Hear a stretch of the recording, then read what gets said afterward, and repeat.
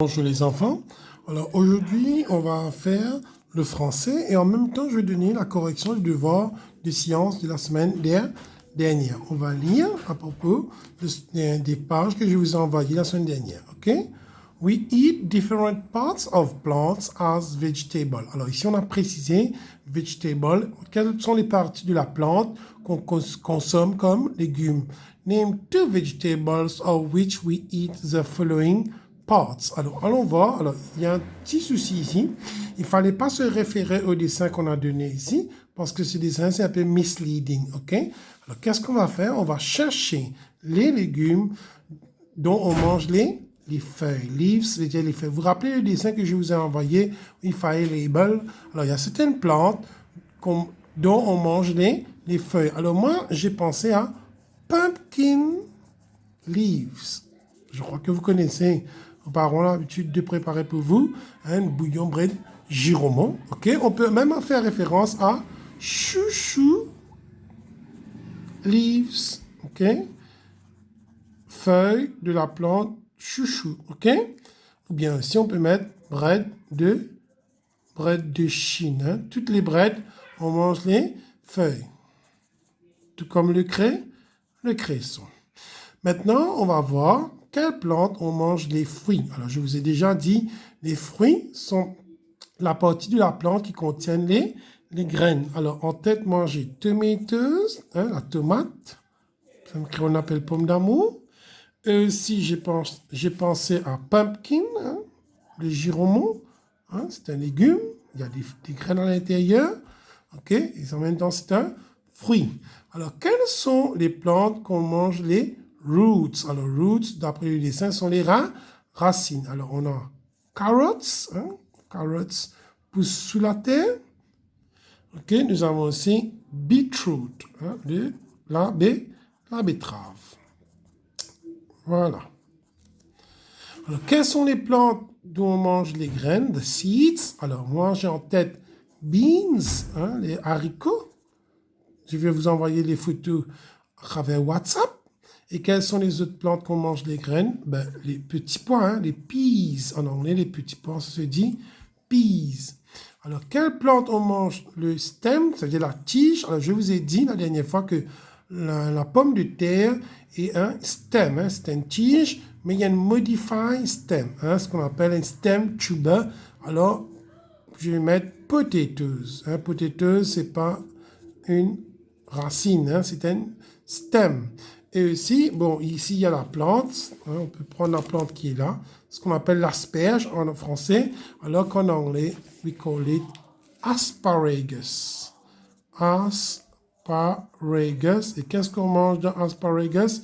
La tige. Alors, quelles sont les plantes dont on mange les fleurs? Alors, je vais vous envoyer des photos par WhatsApp. On a le brocoli et le chou-fleur. Hein?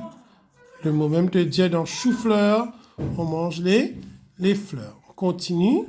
Name two vegetables which must be cooked before eating. Cook veut dire cuire. Hein? Quels sont les légumes qu'on doit cuire? On a dit two vegetables avant de les manger. Alors, moi, je pense à la brinjelle, brinjals. Hein? On peut manger brinjelle crue. Okay? Et aussi, vu que j'ai déjà cité le mot en haut, pumpkin, hein? le giromont. Correct? Alors, brinjal, pumpkin, il y en a d'autres aussi. Ok? Par exemple, on peut dire aussi potato. OK? Parce que la pomme de terre, ça ne peut pas être mangé cru. Name two vegetables which can be eaten raw or cooked. Alors, raw veut dire cru. Hein? On peut manger cru, c'est-à-dire sans l'avoir cuit, ou bien cook, cuit. Alors, moi, j'ai en tête beetroot. Alors, il y a des gens qui font des salades avec la betterave crue, tandis que d'autres le laissent bouillir, ok, dans l'eau, ok, betterave. J'ai aussi en tête carotte, ça on peut manger cru ou cuit, et aussi cabbage les enfants, le chou, hein. Moi, tu fais une fricassée de chou, ou bien salade de chou cru, ok. On continue. Alors, l'autre page. Alors, pour l'autre page, il fallait regarder les mots de la liste. Hein. Pour les examens, on vous donne une liste de mots. Il faut choisir. Il faut bien lire l'instruction. Fill in the blanks with a word from the list below. Là, il y a une liste de mots. Il faut choisir dedans pour remplir les tirets. Rice, oil, juice, garlic, maize, pulses, drink, herbs. Alors, je vais traduire. Rice, c'est le riz. Oil, c'est l'huile. Juice, c'est le jus. Garlic, c'est l'ail. Maize, c'est le maïs. Pulses, c'est les grains secs. Drink, c'est une boisson. Herbs, c'est les herbes. OK? Numéro 1, is a cereal grown in Mauritius. Alors, le mot-clé ici, c'est cereal et le mot Mauritius. Alors, quel est le céréal qu'on plante à l'île Maurice? Ben, ça, tout le monde le sait, c'est le maïs. Alors, maize is a cereal grown in Mauritius. OK? Le maïs, on mange c'est graines. Alors, dans tous les céréales, on mange les graines. Wheat, il y a un autre céréale, and are the two most commonly used cereals in the world. Je relis. Pardon.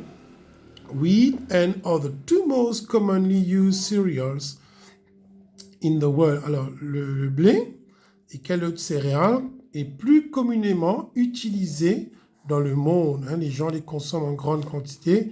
Ben, dedans, je vois, c'est le riz. OK? Même à Maurice, il y a beaucoup de gens qui consomment le riz, tandis que le blé, on le consomme en type de farine. OK?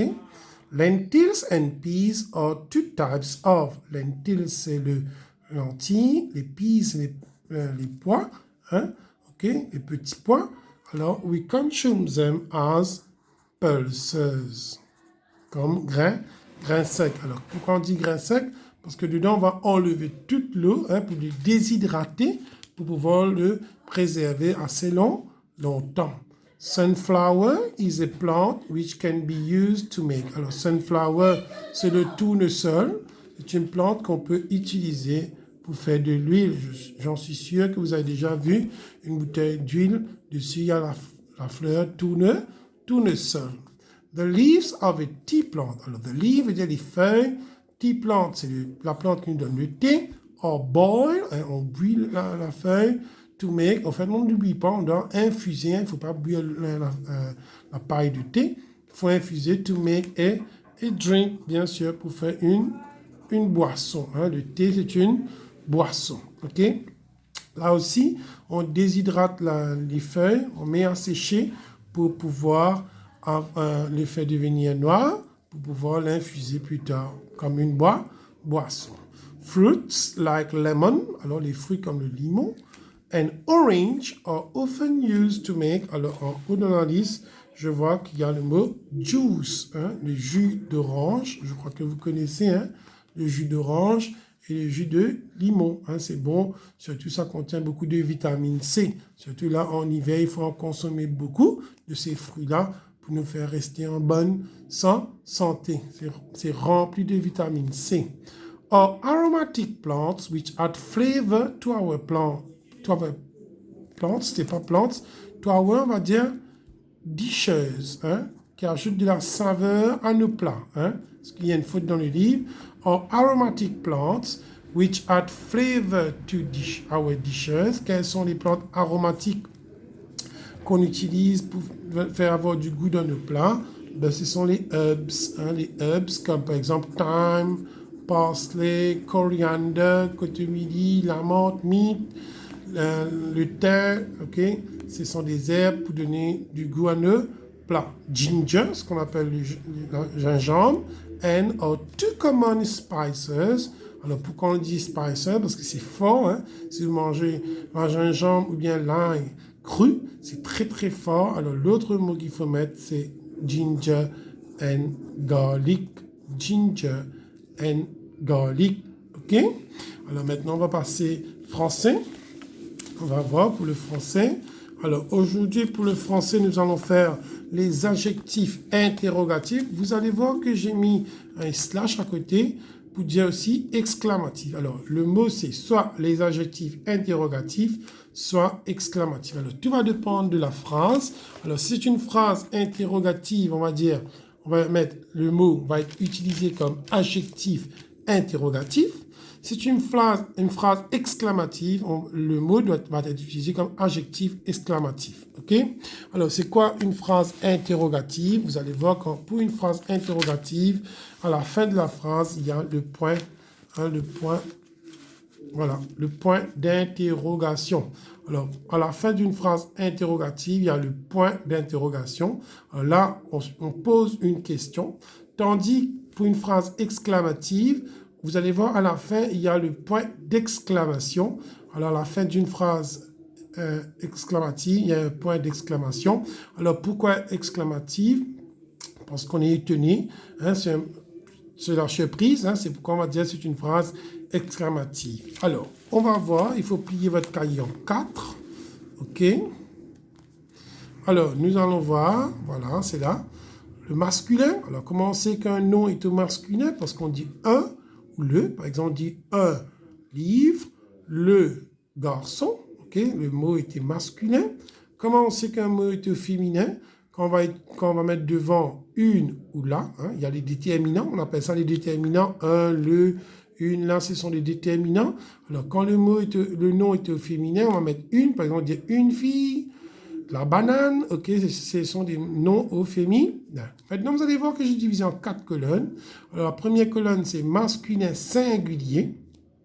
Alors, quand l'adjectif interrogatif est masculin singulier, j'écris quel, Q, U-E-L, je répète, Q-U-E-L quand c'est masculin singulier. Et comment on sait que c'est un singulier? Parce qu'il y a un seul. Vous allez voir que le nom n'a pas de S à la fin. Quand le nom n'a pas de S à la fin, on va dire que c'est un singulier. Quand c'est masculin pluriel, vous allez voir, il y a plusieurs, il y a 4, il y a 5. Et avec lequel je dois ajouter un S. Avec lequel j'ajoute un S. OK? Alors, quand le nom est un masculin pluriel, on met Q-U-E-L-S. Alors, quand le nom est au féminin singulier, quand le mot est au féminin singulier, singulier vient à une seule, OK? Quel s'écrit Q-U-E-L-L-E. Q-U-E-L-L-E. Et quand c'est au féminin pluriel, quand le pluriel vient en plusieurs, c'est Q-U-E-L-L-E. S, Q-U-E-L-L-E-S. Alors, on va reprendre la définition d'un adjectif.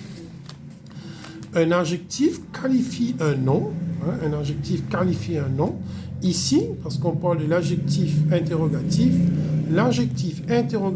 ou exclamatif est souvent mis devant le nom. Alors, je répète, l'adjectif interrogatif ou exclamatif est souvent mis devant le nom. Alors, pour ne pas oublier, quand c'est une phrase interrogative, à la fin, on met le point d'interrogation. C'est une phrase exclamative, on met le point d'exclamation.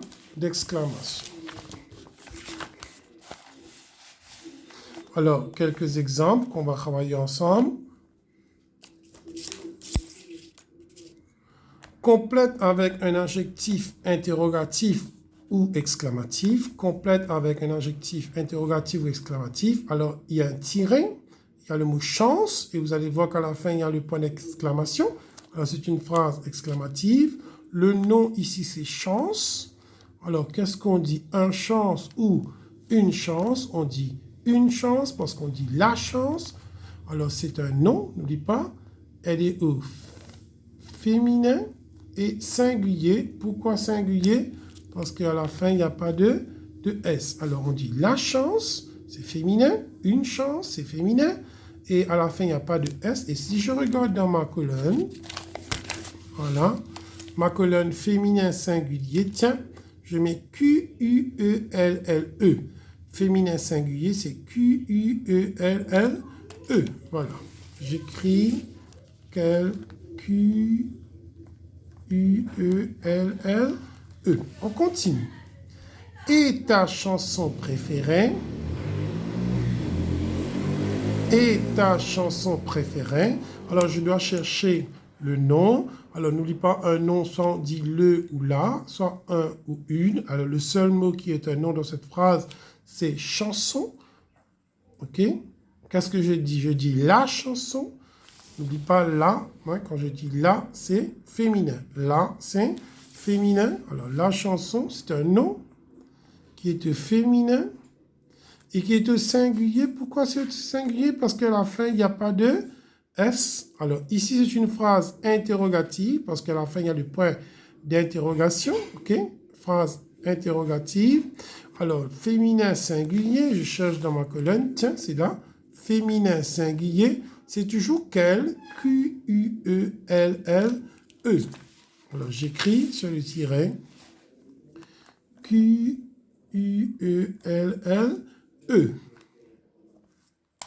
Bonheur. OK, bonheur. Alors, ici, c'est une phrase exclamative parce qu'à la fin, il y a le point d'exclamation.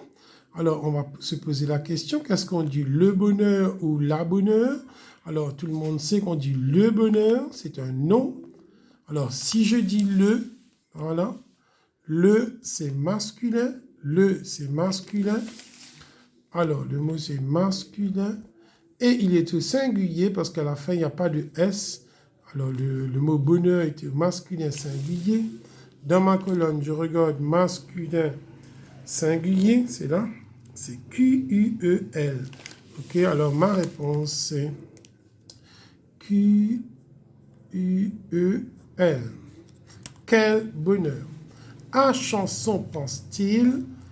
À chanson pense-t-il? Ici, le nom, c'est chanson. OK, comme en haut, c'est un nom.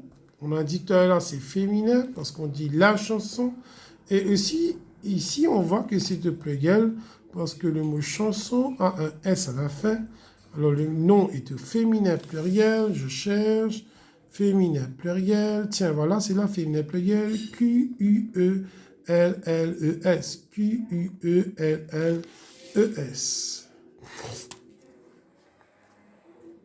Q-U-E-L-L-E-S. Ici, n'oublie pas, le Q doit être écrit au minuscule parce qu'il est au milieu de la phrase. De livres parle-t-elle? De livres parle-t-elle? Là, je vois, c'est une phrase interrogative. Il y a le point d'interrogation. Le nom ici, c'est livre. Qu'est-ce qu'on dit? Un livre ou une livre? On dit un livre. C'est un nom. Un, c'est masculin. On a dit un, c'est masculin. Un, masculin. Et le nom termine par un S, c'est pluriel. Alors, c'est masculin pluriel dans ma colonne. Voilà. Masculin pluriel. Je dois écrire quel? Q-U-E-L-S. Et n'oublie pas d'écrire petite lettre ici parce qu'il est au milieu de la phrase, n'est pas au début. Sont tes fleurs favorites? Sont tes fleurs favorites? Favorite, c'est pareil comme préféré. À la fin, il y a le point d'interrogation. C'est une phrase interrogative. Le nom ici, c'est fleur. On dit une fleur. Alors, c'est féminin. On dit une fleur. On dit la fleur. C'est féminin. Et aussi, c'est le pluriel parce que le mot termine par un S. Alors, allons voir dans la colonne. Féminin pluriel, Q-U-E-L-L-E-S. Féminin pluriel, Q-U-E-L-L-E-S. Alors, quel s'écrit Q à la majuscule parce que c'est au début de la phrase. Très bien.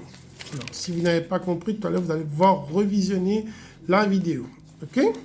Les homonymes se, C-E, et se, S-E. Alors, homonyme, il y a deux mots dedans. Il y a le mot homo. Homo veut dire pareil, homonyme veut dire son. Homonyme veut dire ils ont le même son, mais regarde bien, ça s'écrit différemment. Ici, il y a la lettre C-E, ici, ça s'écrit S-E. Alors, allons voir quand on utilise le C-E et quand on utilise le S-E. Alors, on va lire. Ce, CE, est un adjectif démonstratif. Alors, si je fais quoi un adjectif démonstratif? Je suis en train de démontrer, je dis ce monsieur, ce camion, je suis en train de montrer avec mon doigt. Il y a le mot démonstratif, il y a le mot montrer dedans. Il est mis devant un nom au masculin singulier. Alors, je répète, il est mis devant un nom. Hein, ici, il est mis devant un nom. On a vu là, c'est quoi un nom? Un nom, c'est-à-dire un mot qu'on peut mettre le, la ou un et une. Ici, on a simplifié les choses pour vous parce qu'on a dit que c'était au masculin singulier. J'ai pris un exemple. Ce chien. Ce chien. Alors, chien est un nom. Il est au masculin parce qu'on dit le chien. Il est au singulier parce qu'il n'y a pas de S. Alors, c'est CE. Alors, c'est un nom. OK. L'autre, ce livre. Ce livre. Alors, le mot livre, c'est un nom. Parce qu'on dit le livre. Il est au masculin. On dit le livre. Et il est au singulier. OK. Alors, c'est CE. Voilà. C'est comme ça qu'on utilise le CE. Il est mis devant un nom. Allons voir le SEC. Alors, le SEC est un pronom personnel. Je répète, le SEC est un pronom personnel. Il est utilisé pour la troisième personne du singulier. Alors, troisième personne du singulier, on avait fait l'impératif, c'est il, elle. Et pour la troisième personne du pluriel, c'est ILS ou LELLES. Il, alors il c'est SE, SE. Il est mis devant un verbe, voilà. SE, lui, il est mis devant un verbe, tandis que CE est mis devant un nom. SE devant un verbe, CE devant un nom, c'est pour faire plus simple, ok? Complète avec CE ou SE. Garçon cache sous la table. Garçon cache sous la table. Alors, le tiret ici se trouve devant le mot garçon. Alors, on va se dire, est-ce que garçon est un verbe ou un nom? On dit le garçon. Alors, définitivement, si on dit le garçon, un garçon est un nom. Il est au masculin, parce qu'on dit le garçon. Il est au singulier, parce qu'il n'y a pas de S. Alors, on a dit, si c'est un nom, on écrit CE. Allons voir le mot cache. Alors, le mot cache, c'est un verbe. Le verbe se cacher. Hein. Le mot cache, c'est un verbe. Et s'il y a un verbe, alors je dois mettre le pronom SE. Je lis, ce garçon se cache sous la table. Camion a heurté contre mur. Camion a heurté contre mur. Le tiret se trouve devant le mot camion. Alors, camion, on dit le camion. Hein. C'est un nom. Il est au masculin. Et il est au singulier parce qu'il n'y a pas de S. Hein. Pourquoi il est au masculin? Parce qu'on dit le camion. OK, alors, vu que c'est un nom, on doit mettre CE. N'oublie pas d'écrire la majuscule parce que vous êtes au début de la phrase. Le C de la majuscule a heurté contre mur. Alors, est-ce que mur est un verbe ou un nom? OK, alors le mot mur est un nom parce qu'on dit le mur, on dit un mur, et il est au singulier parce qu'il n'y a pas de S. Alors, dans cette phrase, les deux ce, c'est CE. Ce camion a heurté ce mur. On est en train de montrer.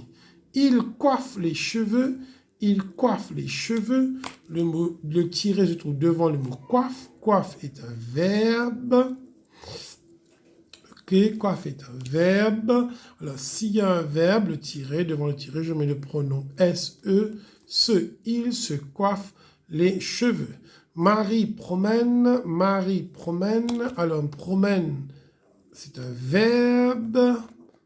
Marie, je peux remplacer par la pronom elle, okay, qui est la troisième personne singulier.